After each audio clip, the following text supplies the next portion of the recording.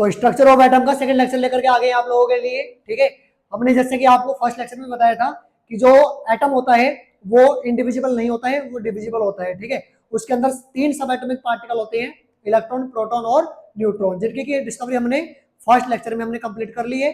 अब हम टॉपिक लेकर के आ गए हैं एटॉमिक मॉडल्स। ठीक है, तो बच्चों क्या टॉपिक होने वाला है? एटॉमिक मॉडल्स होने वाला है। और इसमें जो पहला मॉडल हमारा होगा वो क्या होगा? Thompson model of atom. क्या होगा बच्चों? वो थॉमसन मॉडल ऑफ एटम। ठीक है, तो बिना किसी देरी के इसको स्टार्ट करते हैं। देखिए, रदरफोर्ड ने थॉमसन ने पहले बता दिया था कि जो एटम है उसके अंदर जो नेगेटिव चार्ज का पार्टिकल है वो कौन है? इलेक्ट्रॉन है। ठीक है, तो इन्होंने क्या करा कि एटम जो है उसका कंपैरिजन किसके साथ में किया? वाटरमेलन के साथ में, तरबूज के साथ में उसको कंपेयर किया। आप देख सकते हैं यहाँ पर, देखिए ये वाटरमेलन है। ठीक है, इसको कट किया हुआ है। इन्होंने बताया कि जो रेड पार्ट है उसका, रेड जो पार्ट होता है उसके वाटरमेलन के अंदर, वो होता है positive charge, that means proton.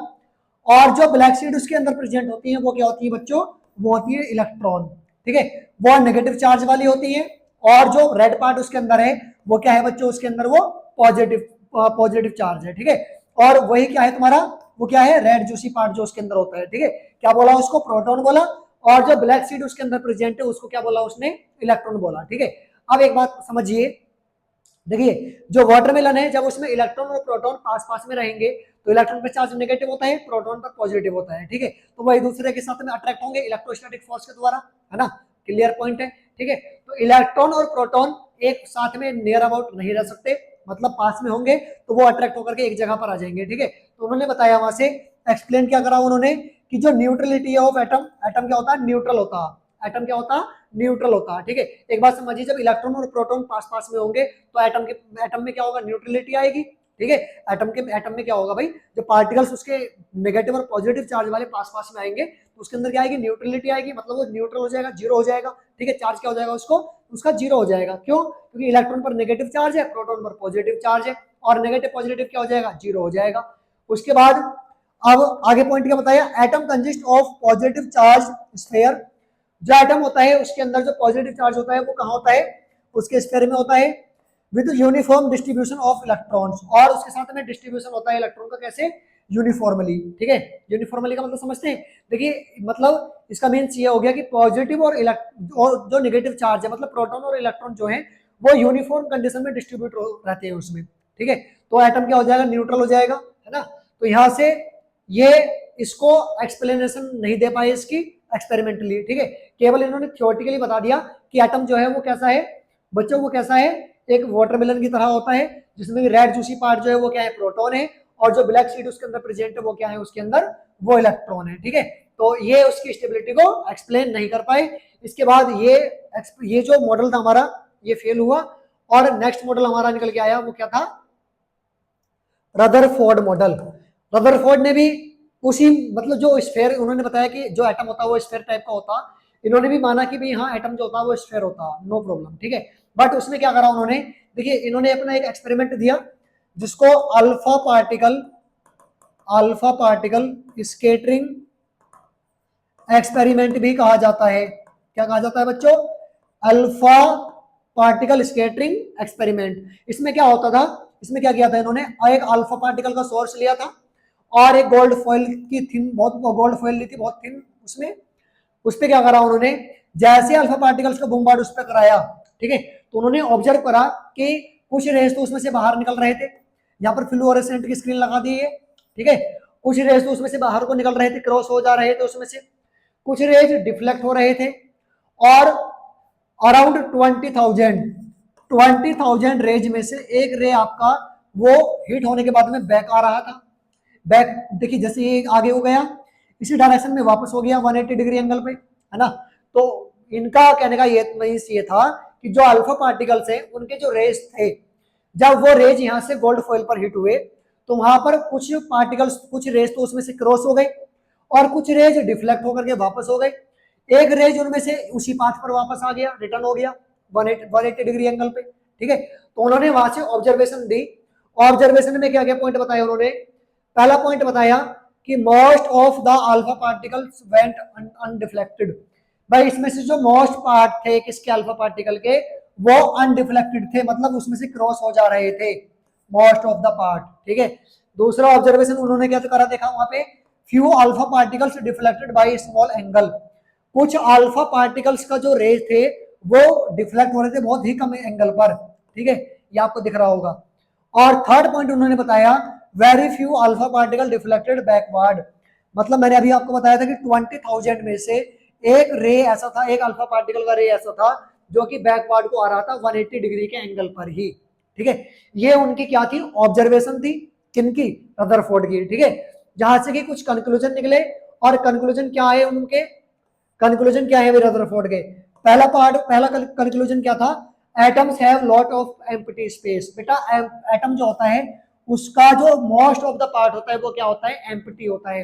Sir एक बात समझिए, जब रे उसमें से क्रॉस हो जा रहे थे तो सिंपल सा पॉइंट है भाई, उसका जो वैकेंट, उसका जो मोस्ट पार्ट है वो क्या है, वैकेंट है, एम्प्टी है, तभी तो उसमें से रेज बाहर हो गए, क्रॉस निकल गए उसमें से, है ना। दूसरा पॉइंट इसमें उन्होंने कंक्लूजन, दूसरा पॉइंट क्या दिया, atom have positive charge entity, atom के अंदर पॉजिटिव चार्ज की एक एंटिटी भी होती है। वो कैसे ऑब्जर्व करा उन्होंने, भाई कुछ रेज आपको बताया था 20,000 में से एक रे आपका बैकवर्ड आया था 180 डिग्री के एंगल पर ही, है ना।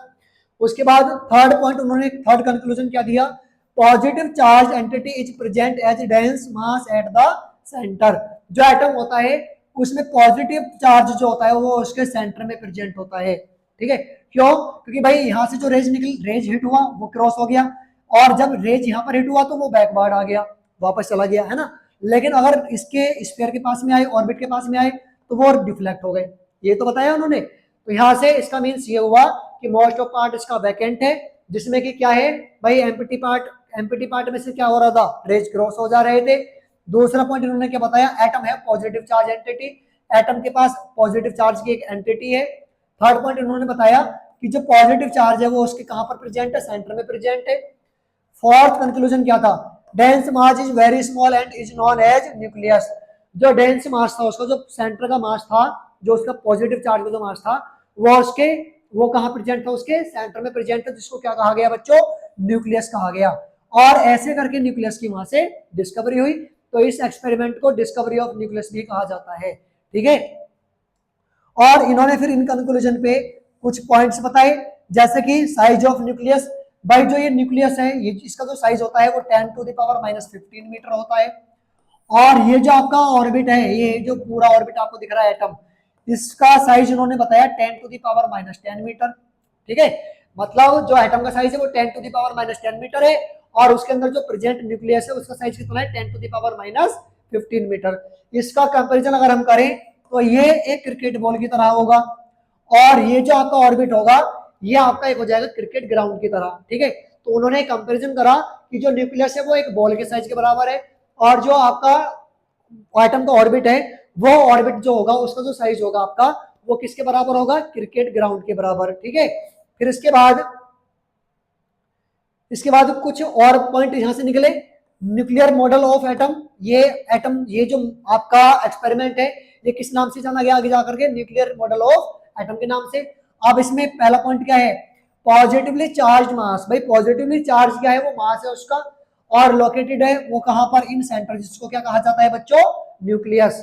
उसके बाद सेकंड पॉइंट क्या है, इलेक्ट्रॉन्स, इलेक्ट्रॉन्स कहां है, उसके सर्कुलर पाथ में है, जो ये पाथ इसका दिख रहा है आपको, उसके पाथ में क्या है भाई, इलेक्ट्रॉन्स है, जो कि कहां प्रेजेंट है, जिसको क्या कहेंगे, सर्कुलर पाथ को क्या कहा जाएगा बच्चों, ऑर्बिट। तो उन्होंने बताया कि इलेक्ट्रॉन्स कहां प्रेजेंट है, उसके ऑर्बिट में। थर्ड पॉइंट क्या है इसका, फोर्स, फोर्स कौन सा वाला बेटा, जो कि इसके सेंटर में कौन है, प्रोटॉन, और ऑर्बिट में कौन है, इलेक्ट्रॉन। इलेक्ट्रॉन पे चार्ज नेगेटिव, प्रोटॉन पे चार्ज पॉजिटिव, और अपोजिट चार्ज एक दूसरे से अट्रैक्ट कौन से फोर्स के द्वारा होते हैं, इलेक्ट्रोस्टैटिक फोर्स के द्वारा।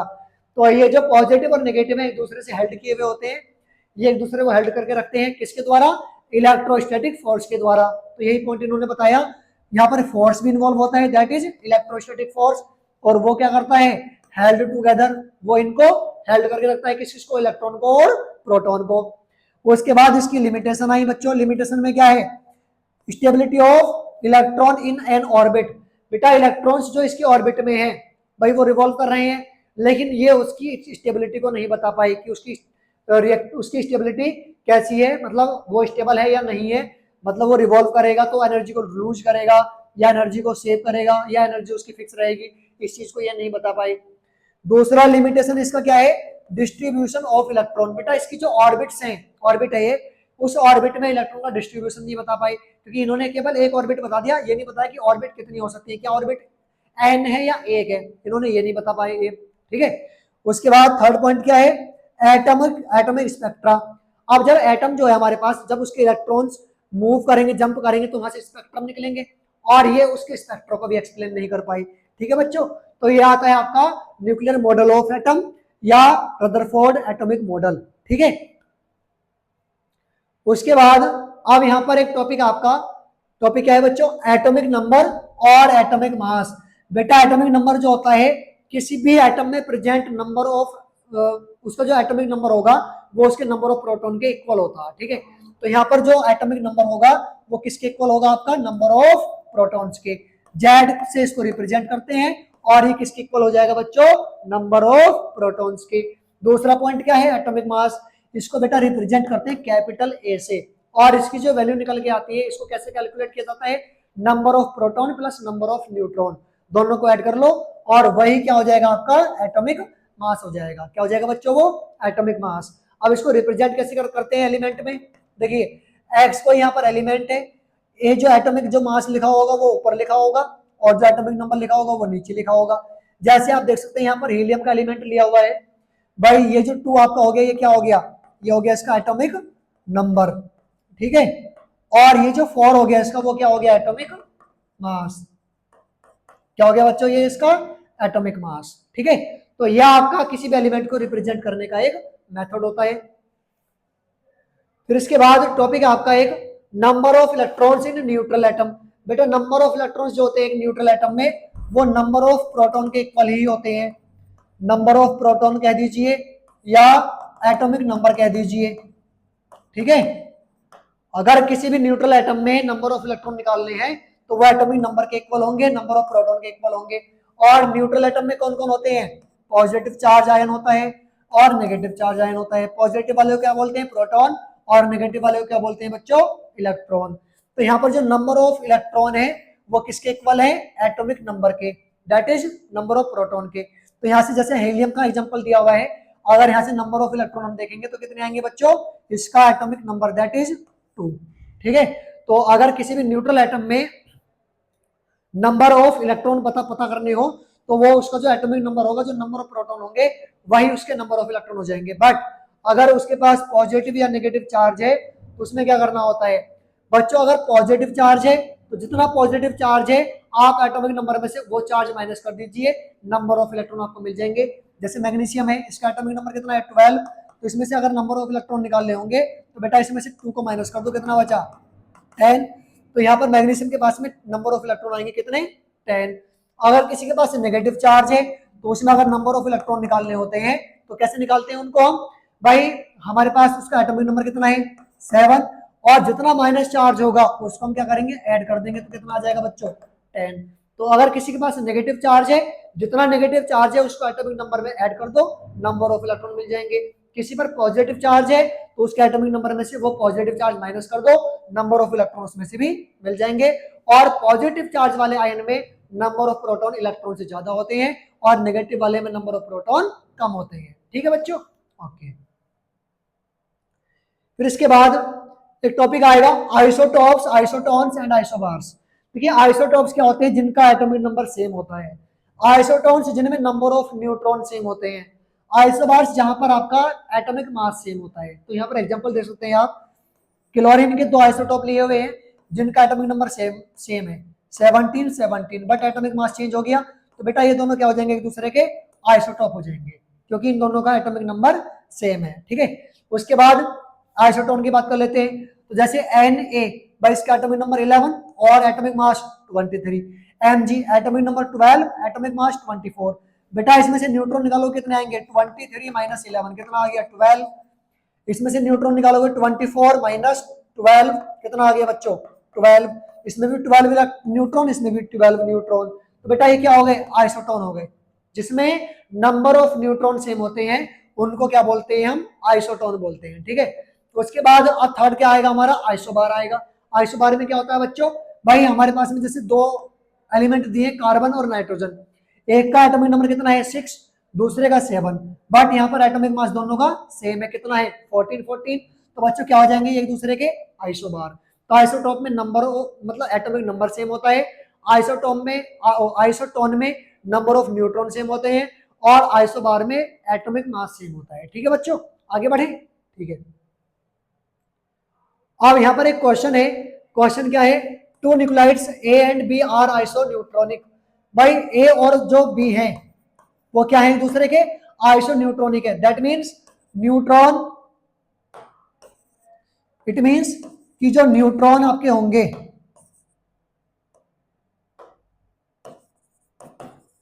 Neutron of A equal to neutron of B. आगे बढ़ो, क्या बोला इसने, their atomic mass are 76 77।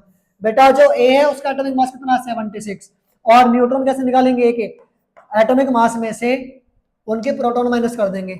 Atomic number कितना है ए का 32, ठीक है, माइनस कर दिया। बी का एटॉमिक मास कितना है 77, और बेटा इसका एटॉमिक मास हमें, एटॉमिक नंबर हमें कैलकुलेट करना है, तो हमने क्या करा, जेड बी लेट कर लिया। ठीक है, क्लियर है।